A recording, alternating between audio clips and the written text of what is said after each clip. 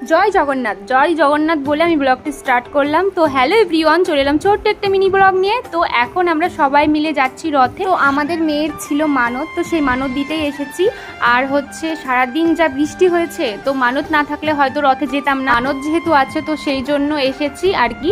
আর সকাল সকালে এসেছি, বাজে হচ্ছে 5:30টার মতন এসেছি আর কি।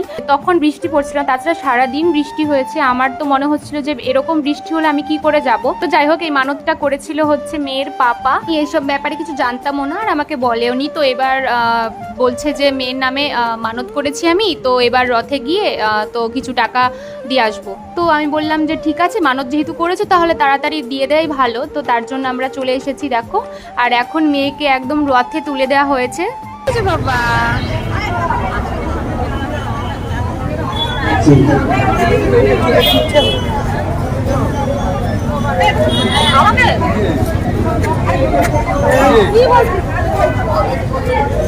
ওই কাকা ঢুকিয়েছে।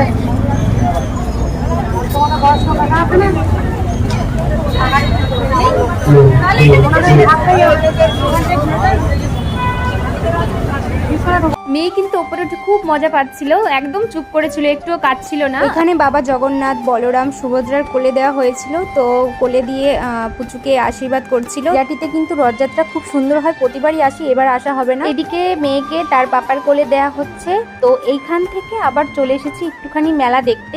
তো জানি আর মেলাতে আসা হবে না, তো সেই জন্য একটুখানি মেলাটা ঘুরে নিলাম। একটুখানিও দাঁড়াতে সময় পাইনি জানো তো, মানে একটু যে কিনবো কিছু তার সময় নেই। তো মেয়ে তো ব্রেস্ট ফিট করে, তার জন্য বেশিক্ষণ বাইরে থাকাও যাবে না। তাড়াতাড়ি মেলাটা ঘুরে তারপর বাড়ি চলে এসেছি। চলো, ভিডিওটা আমি এখানেই শেষ করছি। কেমন লাগলো কমেন্টসে জানিও। আর যারা এই ভিডিওটা নতুন দেখছো তারা প্লিজ আমার পেজটা ফলো করে পাশে থেকো। তো দেখা হচ্ছে নেক্সট কোনো মিনি ব্লগে। ততক্ষণ সবাই ভালো থেকো, টাটা।